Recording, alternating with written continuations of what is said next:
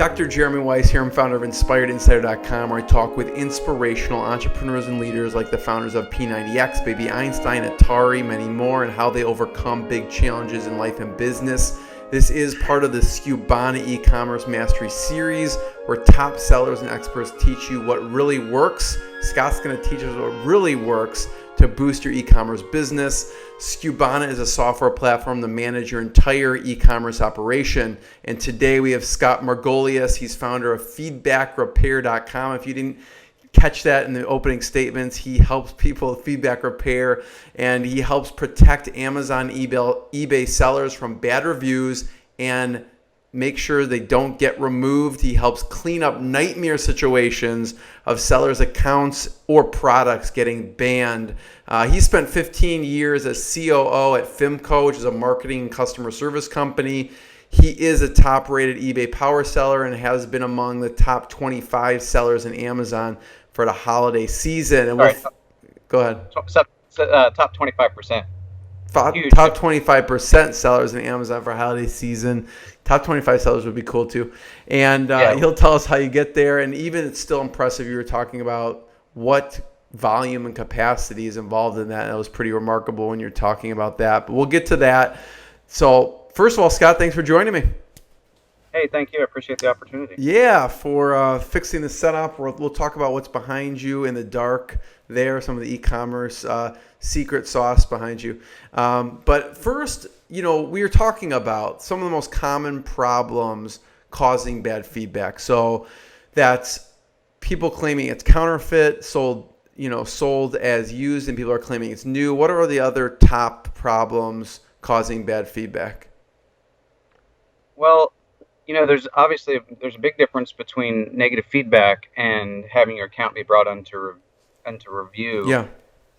When it's like in jeopardy of suspension, and I think that they're very much related. I see a lot of cases where someone has been suspended, they have their account privileges revoked, at least temporarily, because of the fact that it was brought to Amazon's attention that there was a negative feedback.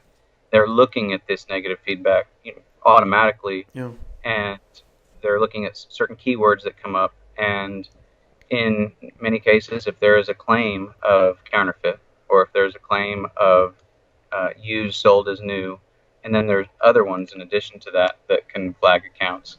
But one of them, a lot of the time you'll see something very simple, straightforward in that they didn't receive the product. Never received it, or it was damaged, or another really big one is not as described. So those are all kinds of things that are pretty frequent in common occurrence. Mm-hmm. I'm trying to think. There are obviously quite a few others. It has a lot to do with what that buyer's expectations were. Mm-hmm. If they assumed that the product was going to be something different than what they ended up receiving, somehow or another, you're still responsible for that. So a lot of those types of issues can be resolved if you sell via fulfillment by Amazon instead of merchant fulfilled. Yeah. But that's still not bulletproof. It's just better in terms of protecting your account. Right. Because then you could say, well, Amazon didn't deliver to you, it wasn't me, type of thing. Right. And then you're automatically protected, and there's a bias on Amazon's part to protect your account in that situation. Right. So that happens. Since that happens so often, and you don't have any control as a seller over whether or not something got delivered, all you can do is make sure you ship the exact product that was listed, make sure your product is in new condition, make sure you packed it well, and make sure you shipped it in a reasonable time frame so that it is received by the EDD, the estimated delivery date. And that's about as much as you can do if you're merchant fulfilled. But everything changes if something happens in the process of between the time it left your doorstep, or between the time it left Amazon's shipping center and the time the customer receives it. And even after that, a lot of the time what happens is customer will receive a product and be unhappy with it for whatever reason, or they want it for free, so they make certain claims because those specific claims are the only ones that can be made in order for them to be able to get the product for free, get a free refund, and not have to pay return shipping. So there's a higher likelihood of those types of claims because those are the ones that buyers know they can use in order to be able to cheat the system. Yeah. And obviously, like you were saying, the negative feedback can then end up triggering your account to get reviewed, and then obviously banned in the end. What are other things that you see that cause people to get negative feedback? Maybe if the product is damaged Mm-hmm. when they receive it. Maybe if the product packaging isn't the same. Maybe if the customer just doesn't understand the feedback system. I see that happen all the time. They'll leave 3 stars and say okay, or they'll leave 3 stars and say thanks. Amazon views a 3-star feedback instead of neutral, like you would assume, and it's called neutral. It actually counts against you in your metrics. Really?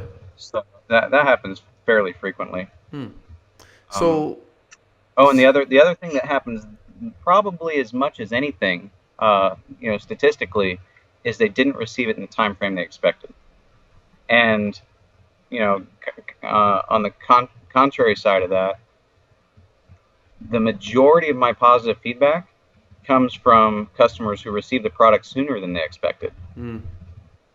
So it's kind of a double-edged sword. So how did you discover that 3 stars works against you? And what can people do about it? Because I would think it's Uh, neutral. I don't remember. I mean, it seems fairly intuitive once you figure it out. I mean, you can look at all your metrics and they show you the statistics, Yeah. and you can determine, hey, why are these 3 stars counting against me? And I think it was at that point when I first realized this doesn't make sense. Why are they calling these neutral, but they actually count against me? Yeah.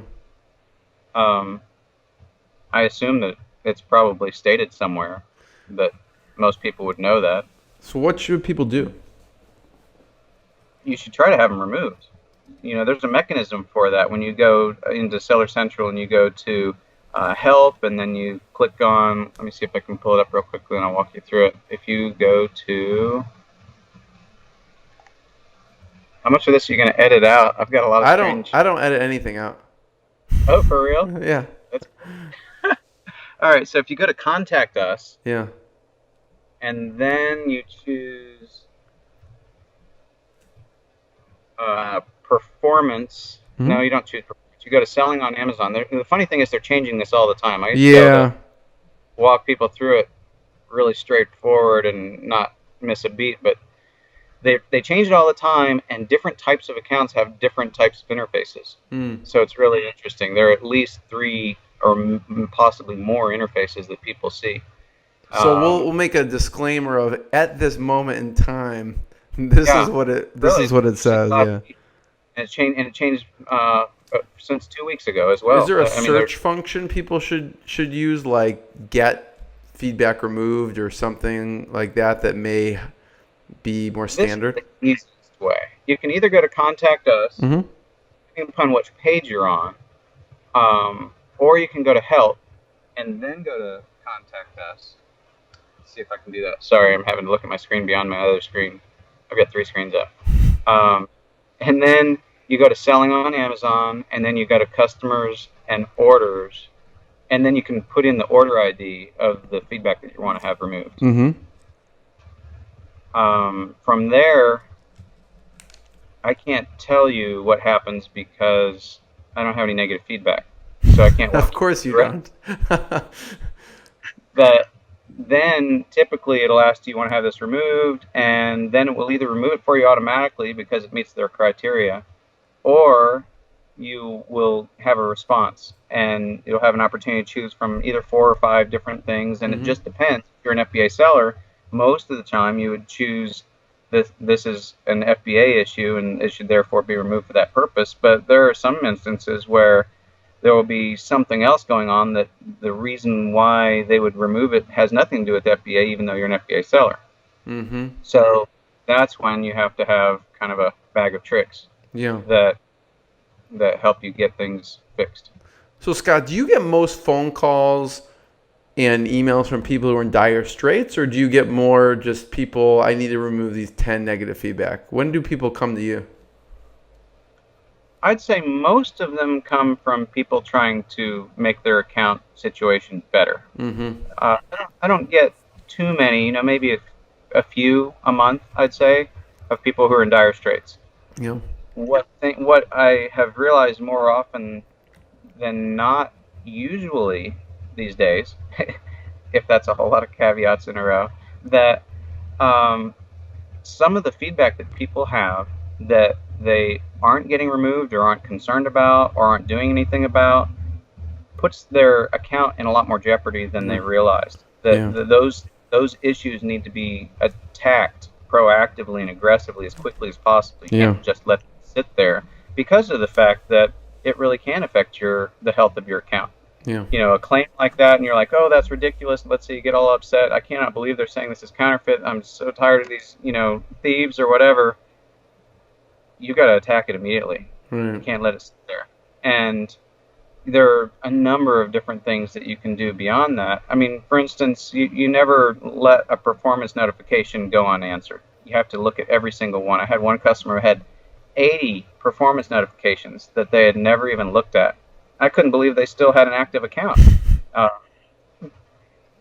of the problem is you can't tell their system for showing you the performance notifications and tracking them and responding and seeing what responses are is really, really poorly done. Right. Like it's almost an afterthought. There's not a real system or ticketing method or anything like that that allows you to see what you did or didn't respond to or what you said, any of those kinds of things.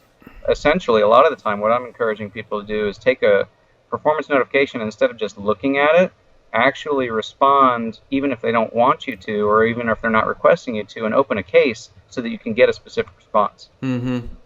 And get it on record that, hey, I did something about this, more than just clicking all the way through to the special note that they wanted you to read and help.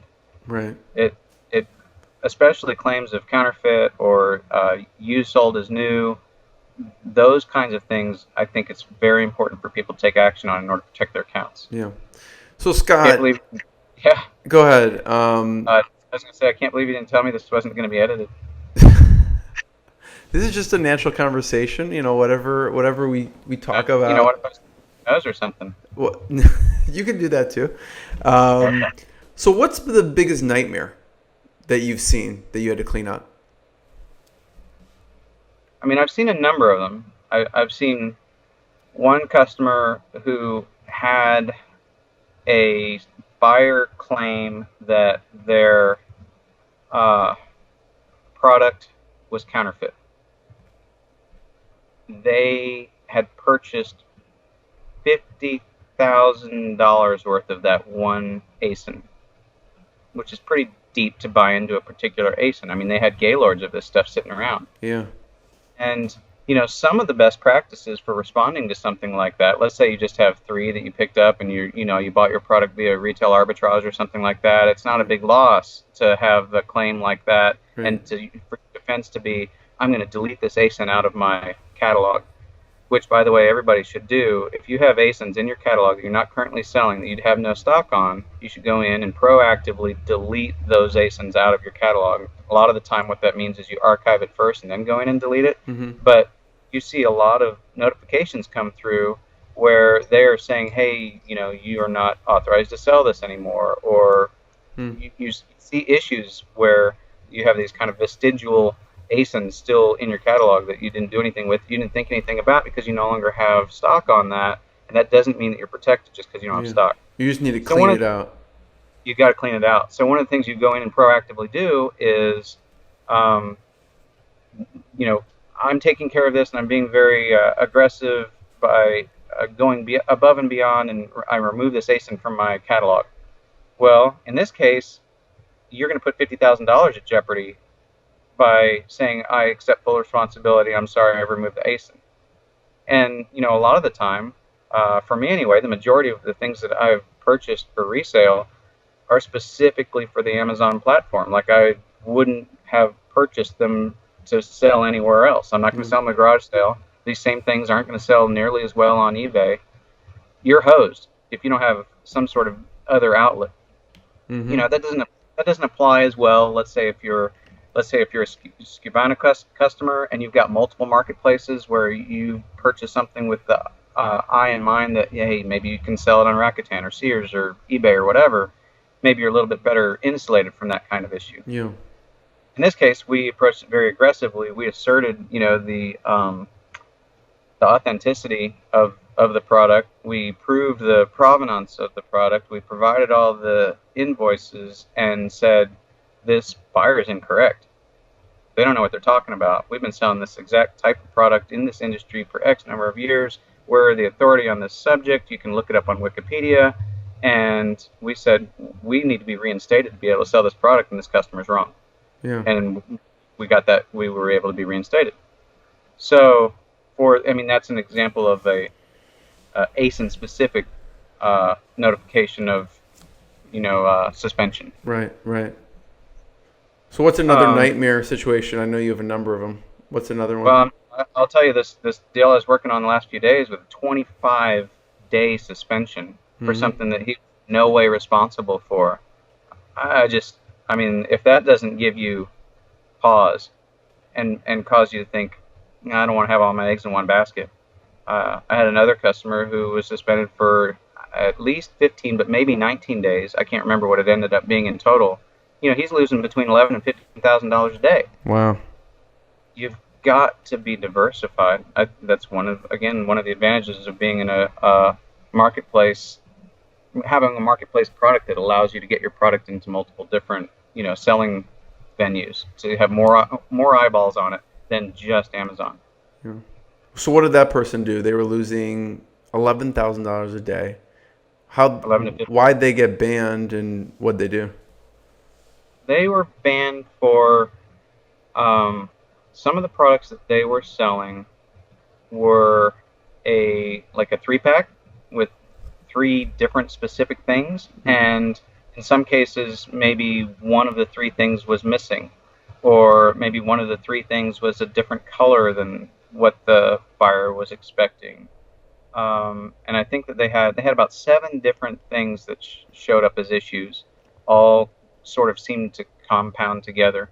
In their case, they got rid of 3 ASINs completely out of their catalog and said, we're never going to sell these again. And a couple of others, they said, these are, genuine. We're not selling anything that's counterfeit. We're the direct manufacturer importer, but we're not going to continue to sell this product, or we're going to have it improved, or whatever. I can't remember the specific argument.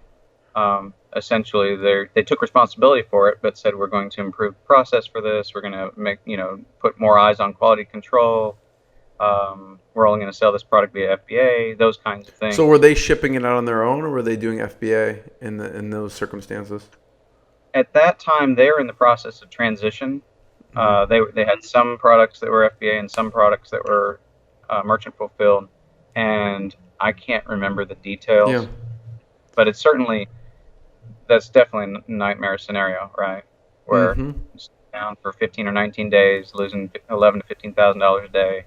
It's just unbelievably scary. I'll tell you another thing that I've seen several times is, unfortunately, competitors coming in and just sort of ruining things for people by being particularly shady in their dealings. And so I've seen that happen most often in certain categories, like something around cell phones or cell phone cases, specifically in nutraceuticals, along those lines. Private label brands of vitamins, let's say. I had one customer I worked with who had a goal of having at least 50 different private label offerings in the, let's call it the vitamin space. Sure. Right? His specific intention was to have this many ASINs and for none of them to be on the first page. So he didn't want to be found on the first page. And his reason for that is he had noticed that when he had been on the first page, he drew a lot more attention from competitors. So he wanted to be able to fly under the radar consistently without having to draw attention from people who are going to try to hurt his account. He would rather have, 20 sales a day consistently on 50 ASINs than to have 100 sales a day and risk losing his entire account or list being banned from a certain ASIN. So what are some of the what do people do? I really don't know exactly what they do or how they do I it. mean, do they put like negative? I mean, I'm just thinking, do they go on and put false negative feedback? I mean, what do they do to That's ruin one of the people? that's one of the things they'll do is they'll have false feedback. They'll hire a shield buyer, let's say. I mean, I can think of a number of different ways that somebody could do something like that. I hate to even talk about it I'm just because thinking, like, if someone's you out know there and they're, what's that? I wouldn't even want somebody to have these ideas. It's like, let's talk about how to make a bomb. Right. I'm just curious, like, if someone, like an honest seller, is not even thinking that someone's going to come in and do these things, and something happens to their account, and maybe their sales drop, maybe they'll realize maybe this is why, maybe not, but it may open their eyes. Like for me, maybe I'm just too naive and I think the good in people, and I'd be like, oh, sales just dropped. And Right. maybe it's something else that, oh, a couple negative feedback came in, and that's weird, and not thinking anything of it. And I don't even know how you can really counteract that per se. But There, I think there's some things. I think it's more important to talk about the kinds of things you could do to counteract it, yeah, go right? ahead. Because it's such a difficult situation when you have the mindset of being the best you can be and everybody's playing fair and it's a level playing field. That doesn't exist, Right. unfortunately. But if you always think that way and never think about the fact that you have enemies, then you're going to get taken out. You've got to have some sort of method of defense Mm-hmm. other than just being better than everybody else. Right. Unfortunately, I mean that's just kind of the name of the game. I mean it's offense and defense at the same time. And so it's interesting, I'll play basketball several times a week, and nobody likes the guy who only plays offense, even if he scores all the points for the game. And he's like, wow, he's just They hate shooting that the three. person. They don't like that person. Yeah. He's selfish. He's a ball hog. All these kinds of things, and you get the same kind of thing if all you ever do is play defense. If I They play like you defense pretty more. well. They like you more, but They like yes. me more, Yes. but they still would get mad at me if I have an open shot and don't take it. Right, right. Right? I mean, I certainly have I have a specific role that I usually play, Yeah. and I can be relied upon to have great defense, even if my offense isn't that great, and that works really well most of the time. Yeah. But if you have an open shot and don't take it, or if you have a layup and miss it, oh boy, people get upset, justifiably so. But I think you have to be well-rounded all the way around, just like that's what you need in your game plan for selling products, especially if you're a private label seller. Yeah. So then how do we counteract those things? Like you said, we don't want to give people the ingredients to build a bomb, even though I'm tempted to do that. What are some things they should do to counteract what people can be doing to their account when they maybe see them on page one? When you see what on page one? Like let's say a competitor sees you on page one. What are some things Nice. to do to counteract? At some point you have a little bit of built-in protection, right? I mean, you can be so big that you're pretty safe. Maybe they'll go after everybody else. Maybe the guy who's the person with ill intent just sort of writes off the person who has 1,300, 4.5-star feedback. And they're like, I'm never going to compete with that guy, but all these other guys, I'm going to try to take them out. Mm-hmm. So he would buy their product and leave negative feedback about it, which would not be negative feedback, but it'd be a review, product review, Mm-hmm.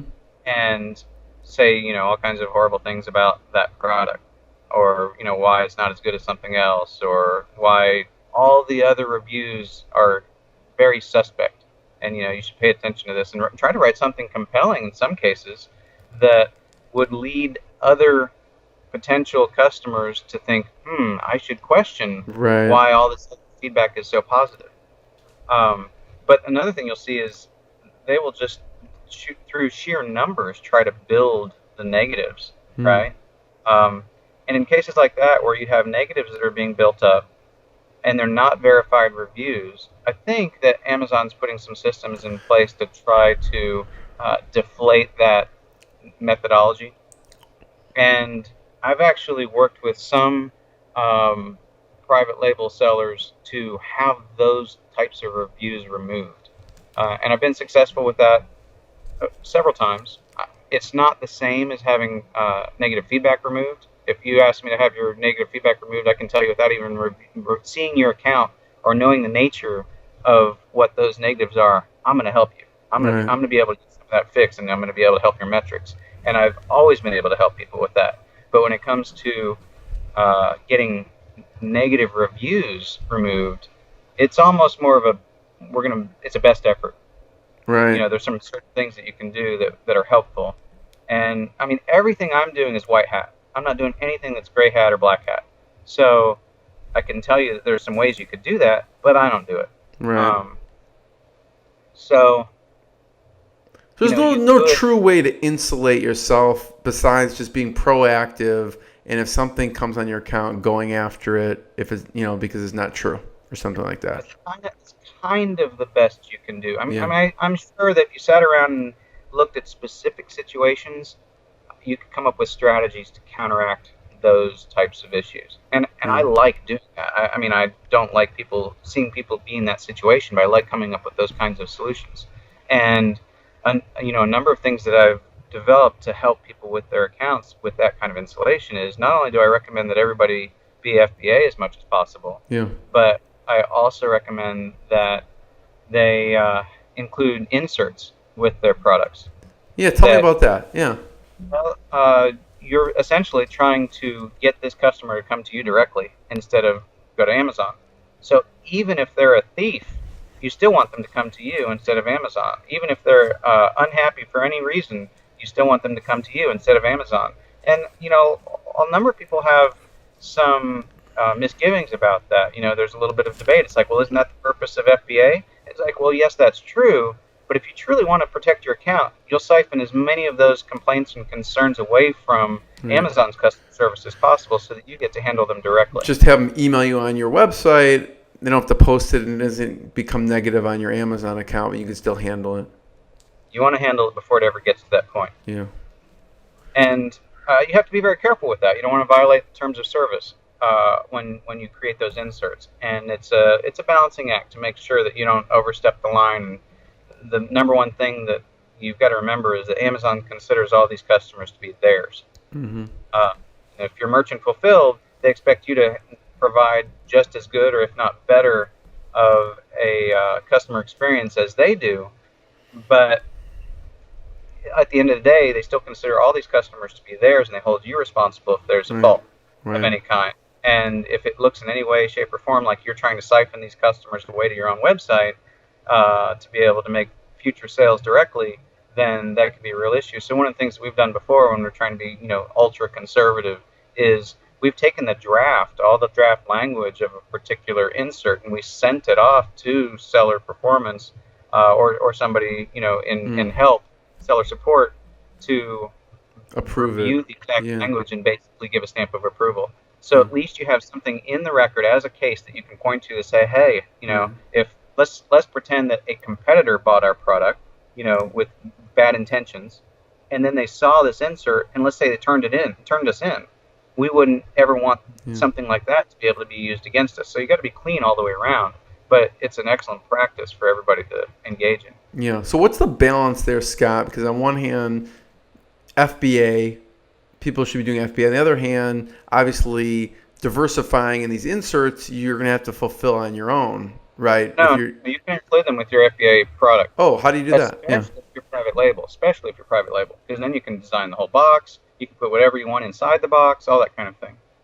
I mean, it's a little bit more challenging. You got to be a little bit more creative if you're doing retail arbitrage, or even wholesale from a vendor or direct from a manufacturer, to try to get your insert into that package when you're shipping it off.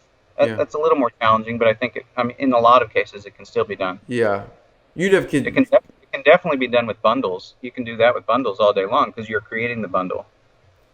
Yeah, you'd have to have your hands on it first and then put it and then send it off to FBA, as opposed to someone has it manufactured and then sent directly to Amazon, right? Yes and no. Yeah. I mean, not necessarily. You might be able to have the relationship with the manufacturer that they would do that for you. Mm-hmm. And more often than not, if you don't want to handle it, then you'd send it to a 3PL, or some sort of a fulfillment center, packing and shipping and kitting and all those kinds of things, and that'd just be one more thing they do while they're labeling it for you, Yeah. if it's not being shipped directly from the wholesaler or the manufacturer to FBA. Yeah. Yeah. That's a good point. Because that is, what can you do to diversify? What other things do you recommend people doing? Because that's a huge theme I see you talking about. Because one of the people get stuck if all their stuff is on Amazon and they get banned, they're pretty much up the creek. So what should they do to diversify more? So I mean, inserts is one. the answer, well, inserts doesn't necessarily count as diversification.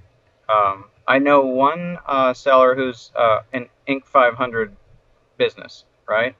He does the majority of his sales on his own website, Mm-hmm. and he uses Amazon as basically marketing to get people to his website. Because as of right now, until I think the end of October, I can't remember the exact deadline, that you still can have the Amazon product ads where you can get people's attention on the buy page to siphon them off to come to your site.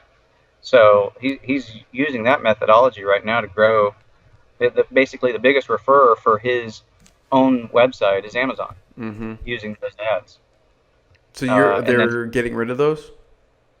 they're phasing it out, so they say, as it is. Now Mm-hmm. there are a lot of changes like that they say are going to take place that never do. So I'd say, gosh, if you're using that, make the most of it. And ultimately, it doesn't sound like to me they're completely getting rid of it. It sounds like it's just going to be changed to look a little bit more like the text ads on Google, Mm-hmm.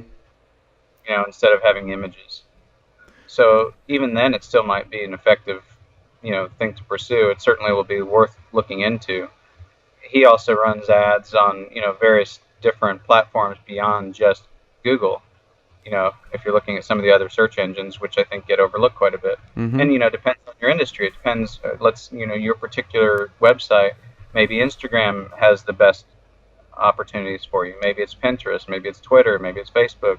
There's just so many other things beyond just AdWords, and some of those other platforms are a lot less expensive, Mm-hmm. a lot less competition. So what other ad platforms? You mentioned AdWords, and then what was the one? What would someone look up to do that for Amazon? You said there's a specific one on Amazon. What is that called? Well, that's Amazon product ads offered by them Oh. themselves, and they have a number of different, advertising functions. Mm-hmm. I I haven't. I've only used one of them, I think, and I can't remember exactly which one it was. It's been a while. Yeah. Uh, there are whole devotees of some of the different strategies and tactics that you can get from having used that, because in some ways it looks a lot like a AdWords account in that you can deploy a specific campaign, and from having done so, you can gather all these keywords that Amazon thinks are the best keywords for your particular product, and then you can take what you've learned from there that was more of a shotgun approach and develop your own targeted, sniper approach to get traffic to your particular product or to your website. Yeah. And they're two different. I'm talking basically about two different products within Amazon, but they're both very effective, very useful. Yeah. Scott, so on that subject, for you or your clients, what else do you see that's working for diversification? Because I do see people just depending almost solely on Amazon. I think it's basically a number of different answers to that, right? In terms of your business model, in terms of where you are from an entrepreneurial perspective. I think everybody, or for the most part, people should be looking at having a diversified portfolio on Amazon. Mm-hmm. In other words, across multiple categories, across gated categories, using multiple different techniques. I mean, they should look at their inventory as almost being a mutual fund, right? So you wouldn't want to be all wholesale. You wouldn't want to be all private label necessarily. I mean, people are killing it in every single one of these ways, but what happens when something happens? Right. And so, and you avoid so many different issues like the cyclical nature of sales of a certain type. Let's pretend you were selling only barbecue gloves. Okay, they probably only sell really well at certain times of the year, right? Right. Or certain parts of the country. Yeah. Yeah, exactly. So you want to. There's so many different reasons to be diversified there in terms of let's say you have several private label products and your goal is to get out one new one per X, per month or per every 2 months or whatever. Let's say you get into selling books and maybe you have a particular number of niches within books that you're focused on.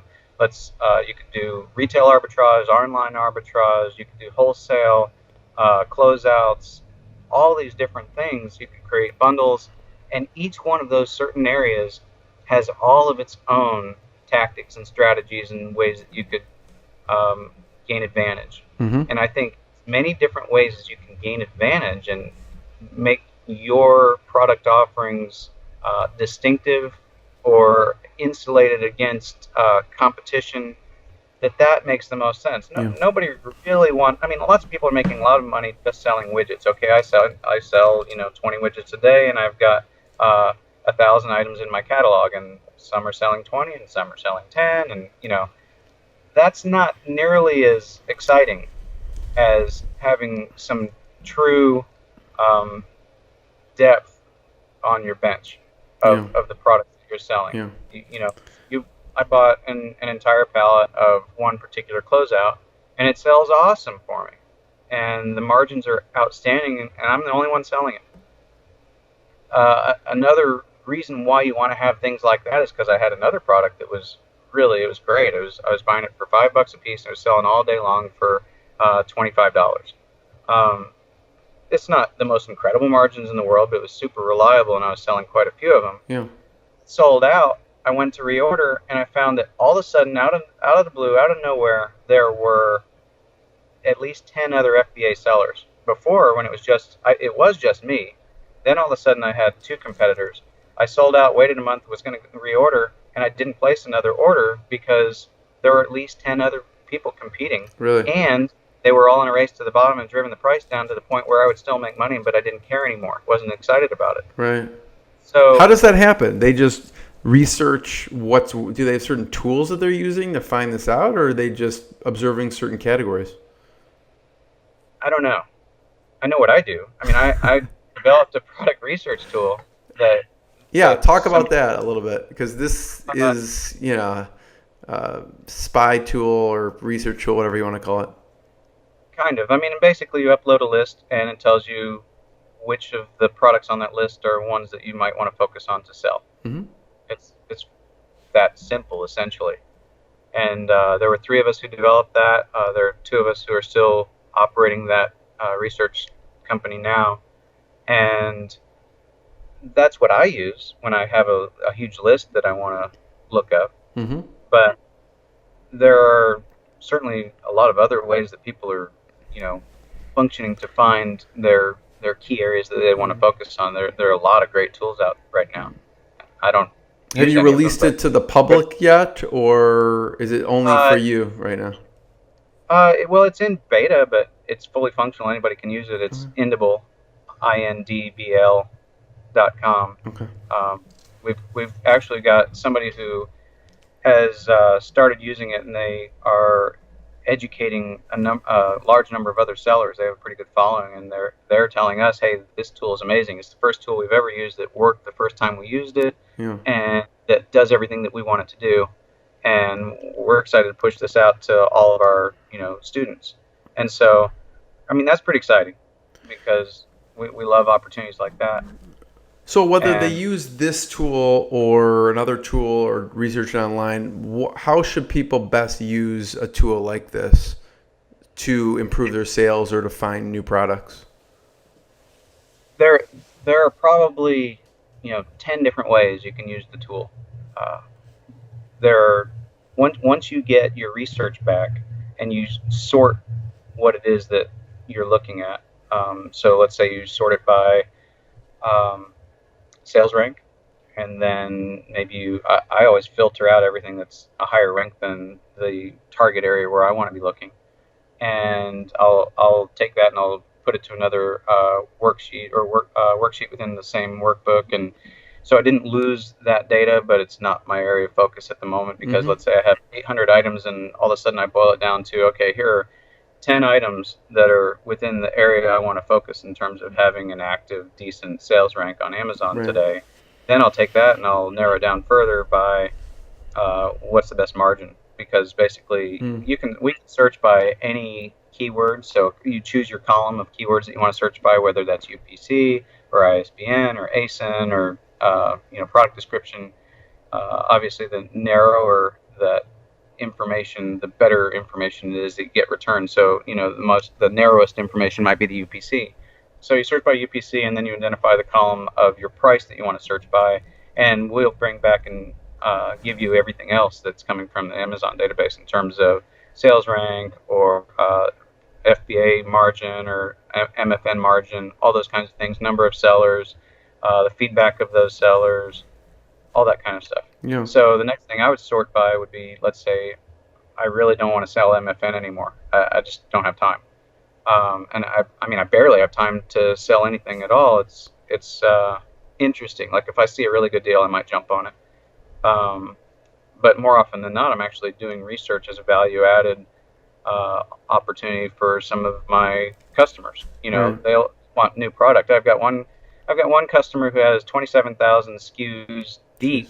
I mean, not just one off, but deep in FBA right now. They want to grow that to 100,000 SKUs, and they're willing to pay me to bring new information to them so they can continue to increase that. So it's a unique opportunity because I've got a lot of different things I can research. A lot of opportunity there to provide this information to him, and I'm not taking advantage of it anymore. At one point, I amassed all that for myself, and as I've moved more and more away from selling and more toward helping other sellers, I don't have as much use for that at this point. Yeah. So it's got the obvious question, which you may not be able to answer, is because it's privy information to your clients. But when you first start selling, where do you find good deals? Again, it depends, I think, a lot on what you're looking for. Are you RA? Are you OA? I mean, let's say for online arbitrage, people a lot of the time subscribe to lists, right? So they pay X number of dollars, $25 a month to get 10 deals a week or something like that. There are all kinds of opportunities like that. I've got a friend and partner who does that just for shoes, right? So there's a lot of margin and opportunity in shoes, so he's focused on shoes and he's become an expert there. And you see that for all kinds of different offers. And so essentially what's happening is somebody's curating a list of subscribers, and they're using, more often than not, VAs, virtual assistants, who are going out and finding these deals and providing them to the subscriber curator to be able to push those out to people in their network. So that works out pretty well often for online arbitrage, but a lot of the time people will just they'll go to every single deals opportunity. So they'll go to, I think, Brad's Deals, and they'll go to all the different deals sites or coupon sites or Retail Me Not, or whatever it might be, to maximize their spend. They'll go to raise.com and get a discount on the gift card, then they'll use their credit card and get their 3% or 5% cash back. Right. And by the time they're done, they've got whatever, 25, 30% off or more off of their purchase, and it was already the best deal available, and that's where they get their margin proposition opportunity to be able to sell it at a better price on Amazon, make money. So that's all that. Like, as far as where people finding their deals, that's just for online arbitrage, and there are a ton more tips and tricks beyond that just for online arbitrage, and then you just take that and move that over to every single different type. I mean, people are paying $5,000 a class to learn how to do private label. Right. What does someone have to do? I mean, let's say someone's growing at a larger scale, like your client. I mean, 10,000 to 20,000 SKUs, or 27,000 to 100,000 SKUs. What do they do in that case? There are a lot of people out there who have basically more money than they have opportunity. They would basically be able to spend as much as they can wherever there's opportunity to take advantage of. So there are some people, it's like, you could hire somebody who all they do is search for you, or you could hire 10 people like that, and all they do is go out into the field and find retail arbitrage stuff for you. So you see that happening all the time. Let's say you're in some major city and you've got 10 people who go out every weekend. You've hired them, part-time or as a contract basis. You've given them scanners, and you've given them all of your different priorities for what you're looking for in a product, and teach them how to do what you do, and they go out and buy all this stuff for you. You could do that. There are booksellers who do that and who have expanded to multiple different communities. So they've hired somebody to go out in their city, and they're expanded across the country, where they've got people who essentially work for them looking for certain types of books and doing scanning all over the country, looking for books. Yeah. So, I mean, essentially, there are so many different ways to grow. And going back to, what you're asking as far as diversification, the answer is anything.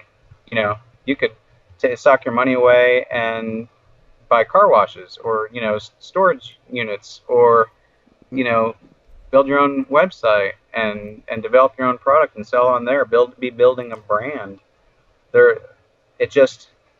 I think people should do things that they're good at, right? Assess what you're the very best at and what you enjoy doing the most, and capitalize on that, so that the work that you're doing doesn't feel like work, but is still something where you're able to be successful and gain an advantage. So let me ask you, so on that example, Scott, of the books, right? Let's say someone grows and they have 10,000 SKUs of books, right? And they're the book specialty. And let's say they decide they want to go into barbecue equipment, right? Okay. Do you think that they should sell on the same account or open a different account? And if they do they have to notify Amazon so that their book account is not affected by it? They would need to notify Amazon if they wanted to open another account, because they were really entrenched in a certain, type of industry, or certain, they're all books, and they want to move into barbecue. So, hey, I want to open an account that sells specifically for my private label, or for barbecue products, whatever. Right. I would go ahead and apply for that, and notify them and say, this is what I'm attempting to do. I'm known as a bookseller, and I don't want to commingle my.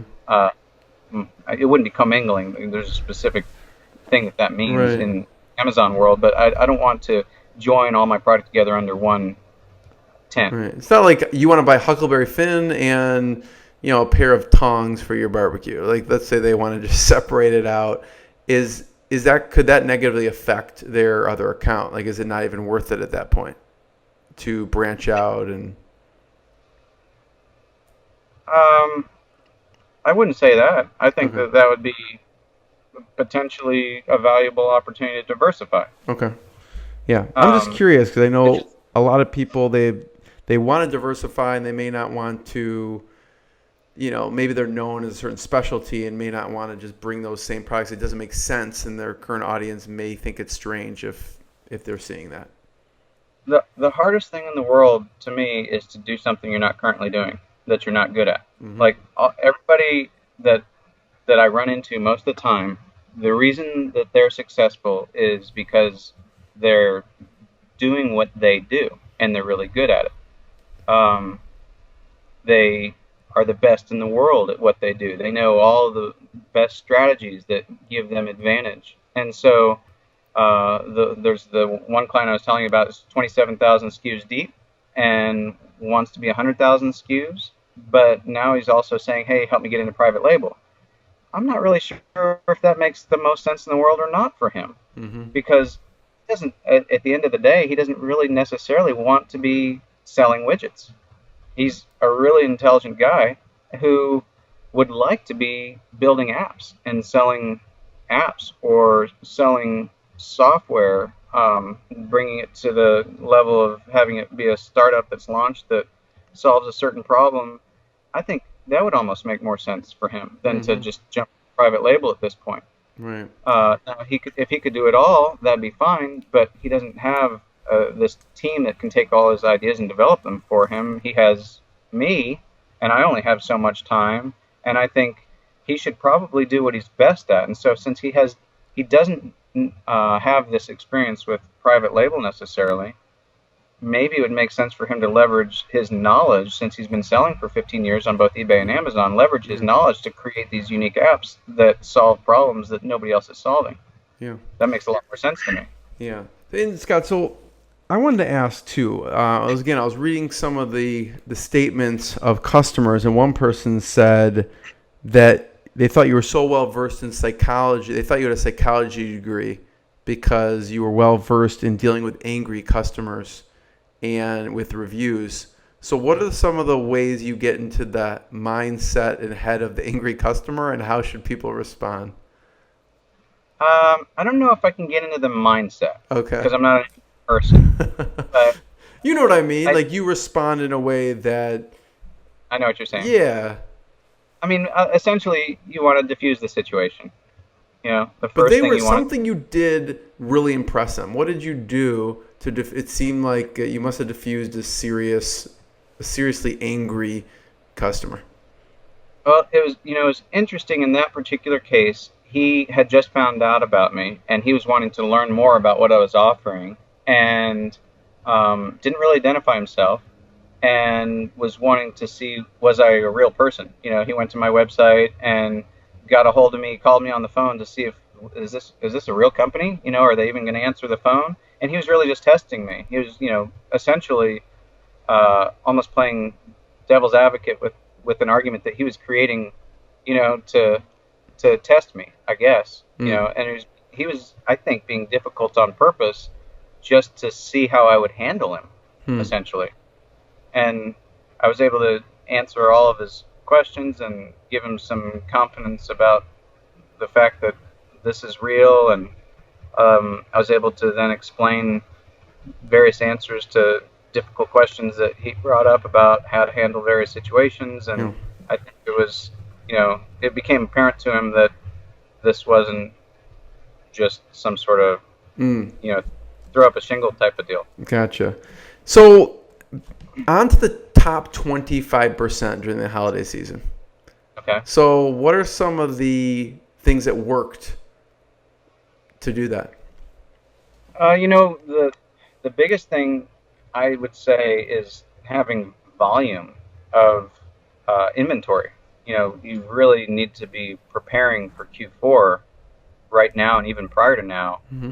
in making sure that all the stock you've been selling fairly well throughout the year you have enough of, and being, you know, not necessarily inch deep and mile wide, but a mile wide and maybe deeper than an inch. Because the biggest thing is if you've got something that has velocity right now during the rest of the year, you're going to really see that increase as the months go on, October, November, December. And really, you want to make sure that you don't sell out because you can sustain that volume of sales and increase your price over time as other people start to sell out. Mm-hmm. So there are a number of things like that. I mean, some of it is almost one of my customers is a former commodities trader. And, when you get inside of the way that they think about consumers and the way they think about markets and the way they think about consumer behavior and all those sorts of things, you begin to, I mean, he's got this incredible knack for being able to time things and being able to pick Mm-hmm. popular items and being able to um, basically source things that are unique, that have limited availability, where he's able to double and triple and quadruple and even far far greater the price on these things. What else, Scott, do you find if people are selling on Amazon, what else can help them boost sales that you find works for you? I think you can certainly do some things with keywords that Mm-hmm. help drive traffic to your products. I mean, I don't know that that's specific to Q4 types of strategies, Mm-hmm. Yeah, whatever but strategies you find. It could be as little or as big. Obviously, even with Q4 strategies, if someone stocks up, how do they, I mean, you don't want them to stock up and then they just have all this in inventory. How do they actually sell it out so they're not stuck with inventory? I mean it's very challenging. I mean, every single one of those buying decisions is unique in terms of Mm-hmm. strategy and how somebody found something, how they differentiated themselves. Yeah. You, it's not the kind of thing where you really want to just throw something at the wall and see what sticks. Right, right. So can you It's talk about something So you're not giving away any competitive advantage, but something that maybe you're not selling anymore, and like your thought process of why you originally bought it, and why, and then how you stocked up on it. Is there an example that Okay. you can give? Yeah. Hang on just a second. I'll be right back. Yeah.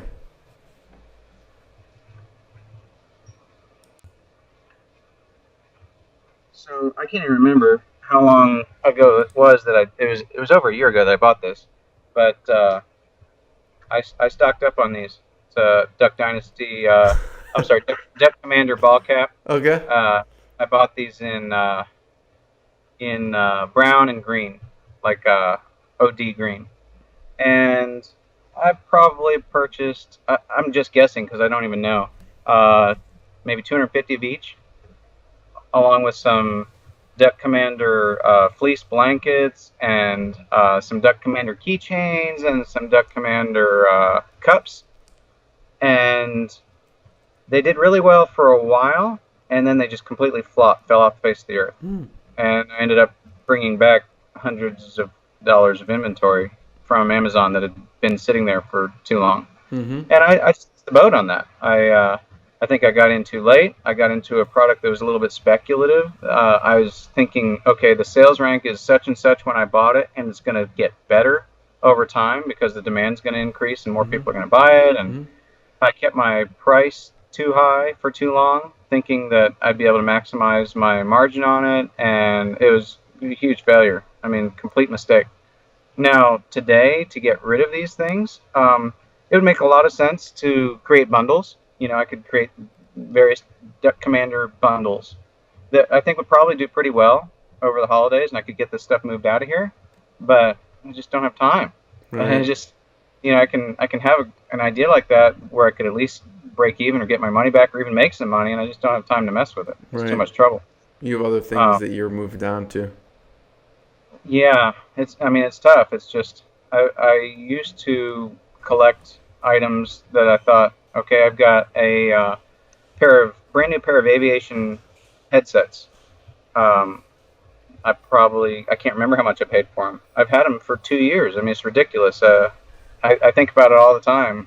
I paid $10 or $15 for them, and they're going to sell immediately for $160. Wow. And I don't have time to mess with it. It's awful. I bought a mobility scooter for $50, and then bought $100 worth of batteries to replace the originals. And when I list that thing, it's going to go for $800 to $1,000. I don't have time to mess with it. I don't have time to change the batteries. I don't have time to get the pictures taken. It's horrible. I've got a yeah. Keep going with these. These are good. Yeah.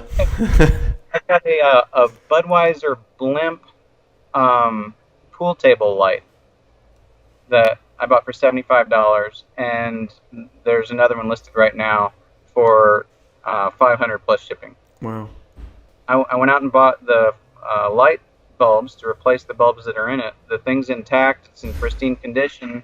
All I have to do is clean it up, take some pictures, and get it listed. I don't have time. And it's a bad situation in terms of it's very obvious to me that I can't focus on selling things the way that I want to when I can't even get them listed. And obviously, they're never going to sell if I can't get them listed, and they have to have eyeballs on them, and right now is the time to do it because I should be taking advantage of this, what's going to be a busy, holiday season. And I recognized that I had collected over 10 pallets of books, and I, collected them over time from various different resources. Excuse me. And I knew I was not going to get to it.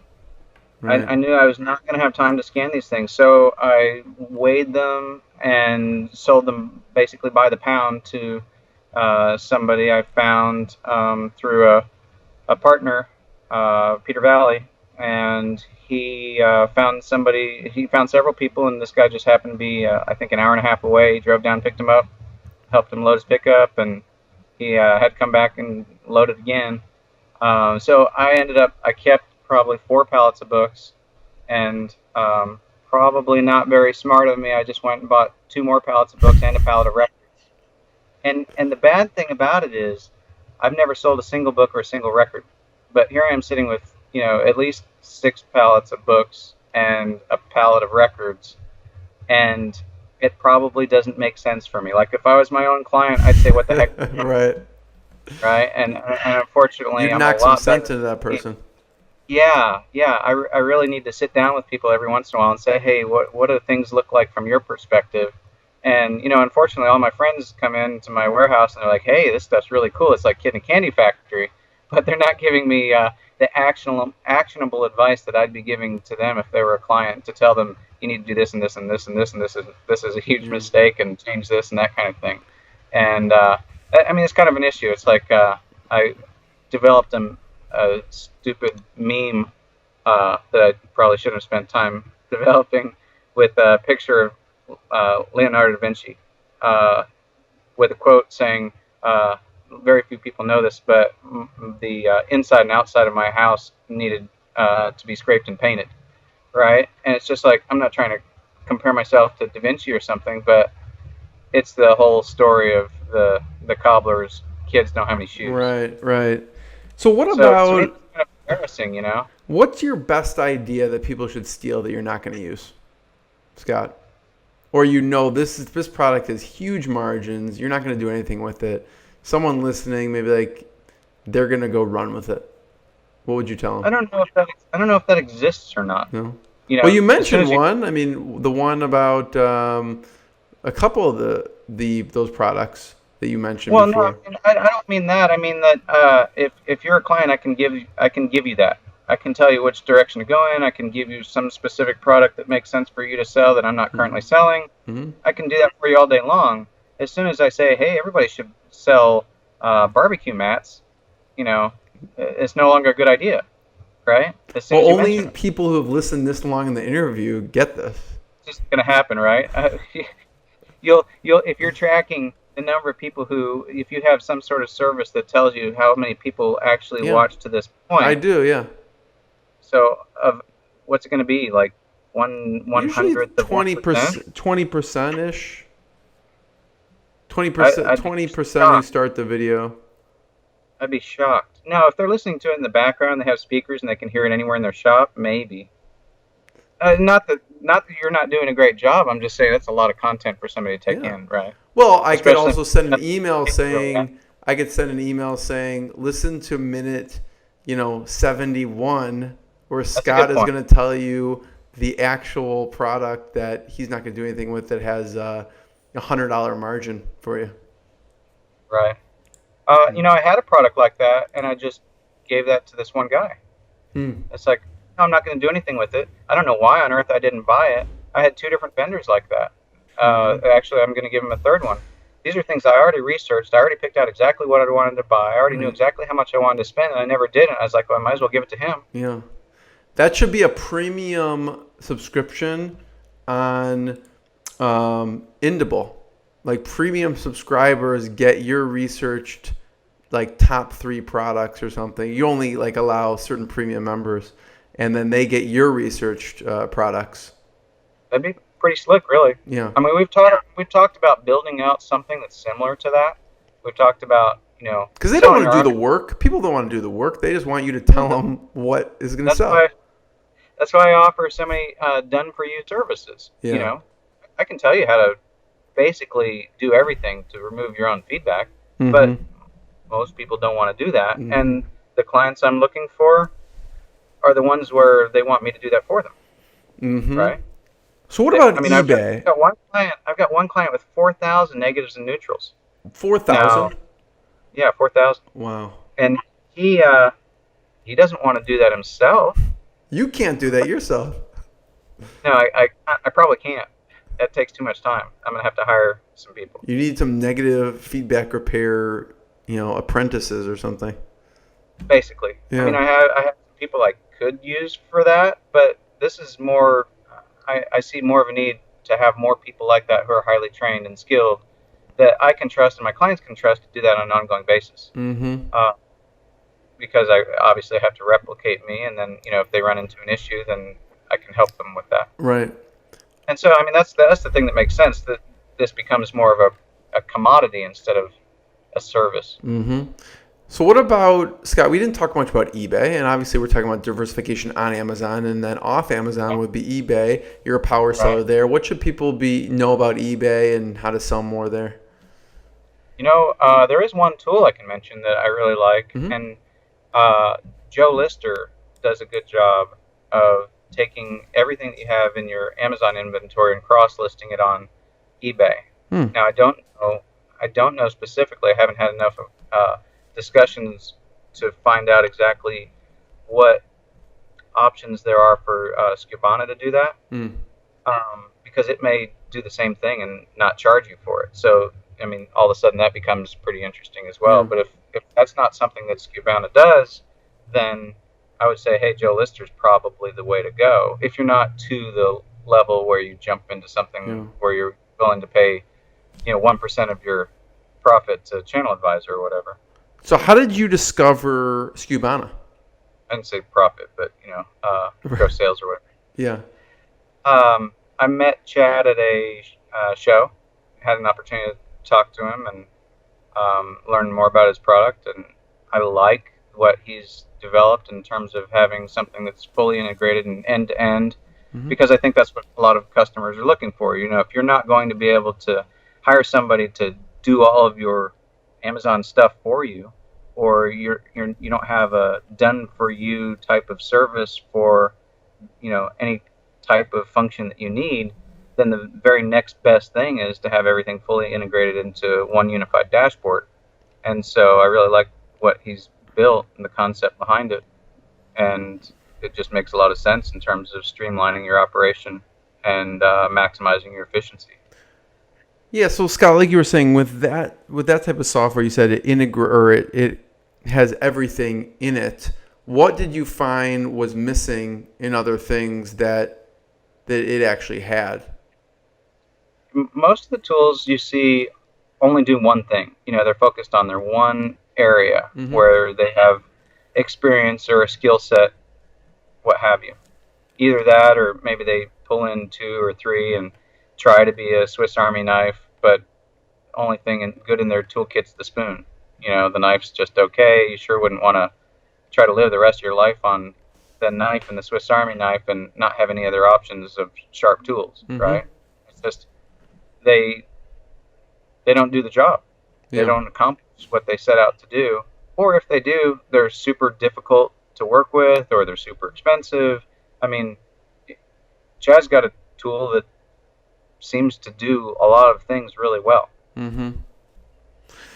So, there's a lot of stuff that we talked about here, Scott. And one, thank you so much for your time. This has been hugely valuable. Anyone who hasn't listened to this point is missing out. One, two, tell people where they can find you. What websites should they check out? And I'm going to ask you one last question. They could go to feedbackrepair.com. I'm about to launch amzcoaching.com. I'm doing account suspensions with Nate McAllister, who runs the Facebook group FBA Today, Hmm. and you can find us with accountrestored.com. Indbl.com is for the product research.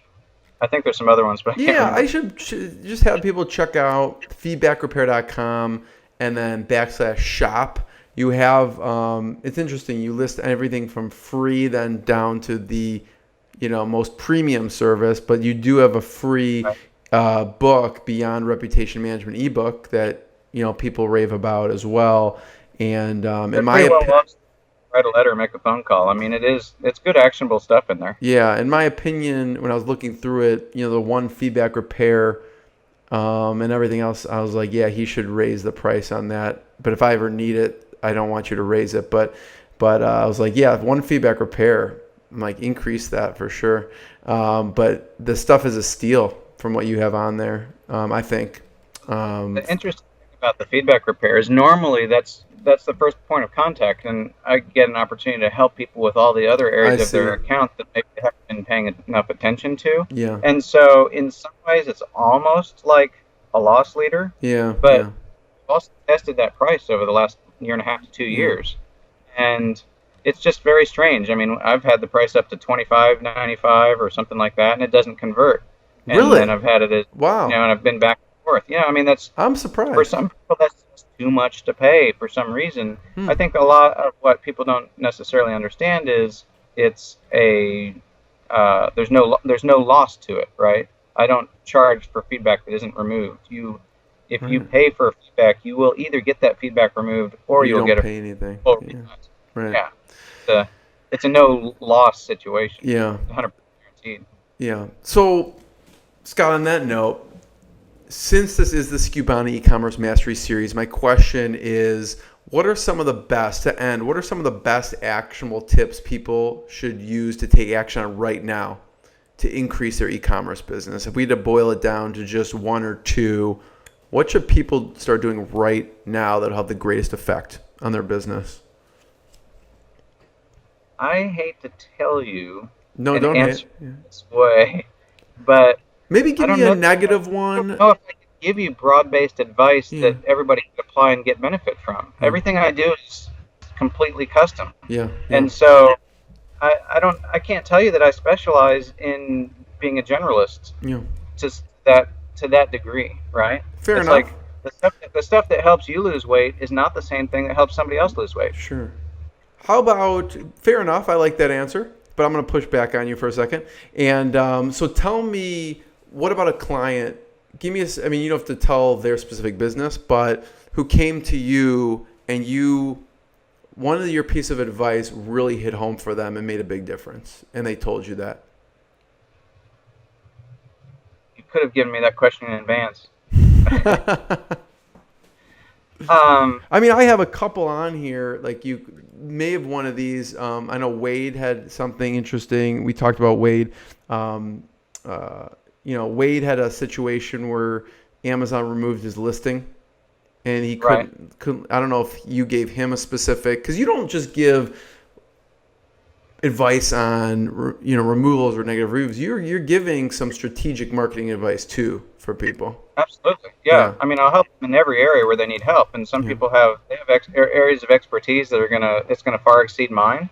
But I feel like I have enough breadth of experience that Mhm. there's gonna be something that I can do to help almost anybody. Yeah.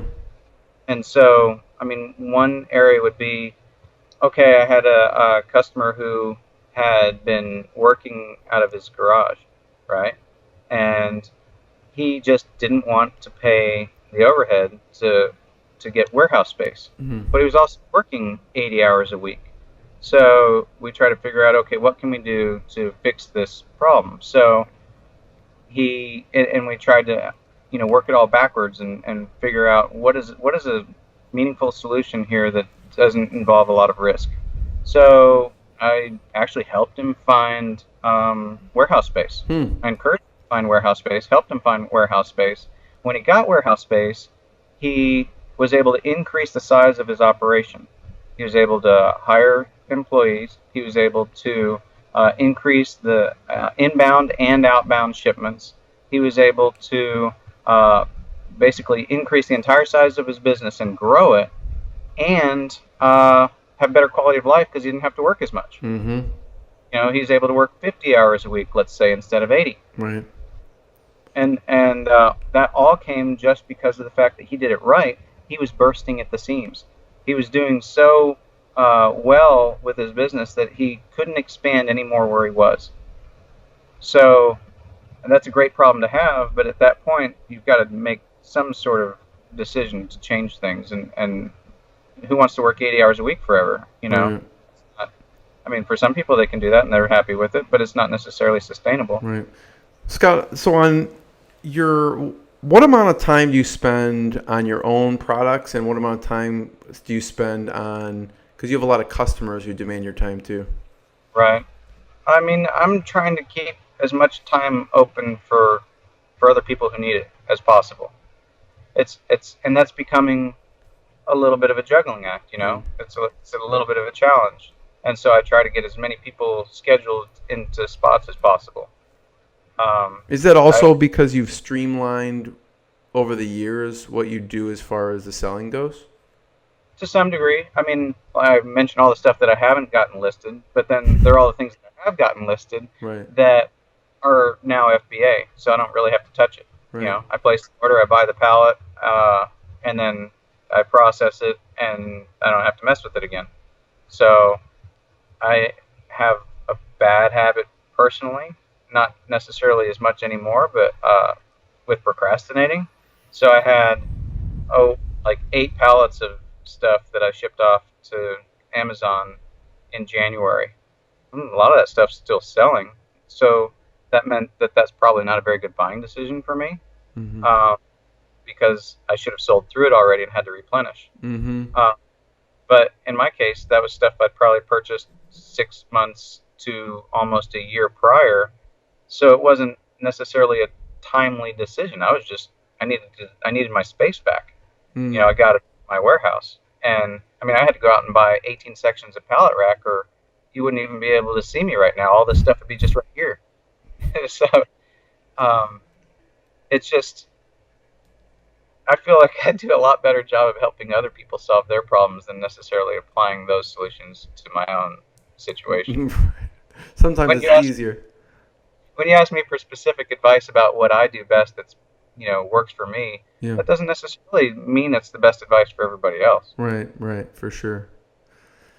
So. It's interesting. I was talking to this guy who is a purple belt in Brazilian Jiu-Jitsu, and you know, has some like 3rd or 5th degree black belt in karate and all these disciplines. You know, Kali, and um, he was like a USA boxer, Golden Glove type boxer, and all these different, pretty decent high level across the board in a lot of different disciplines. But he will still say, you take your own best advantage, you know, the things that are best about you, and use that to your advantage, and that's different for different people. So he was a short guy who was like really, really fast.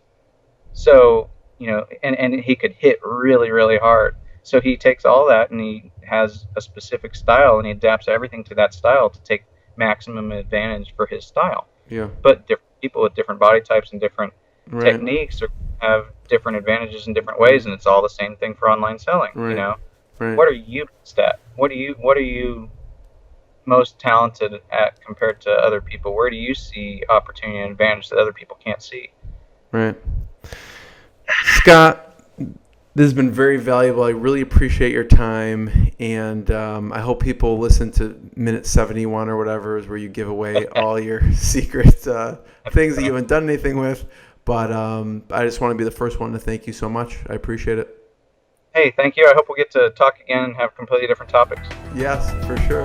Thanks, Scott. All right. Have a good time. Take care.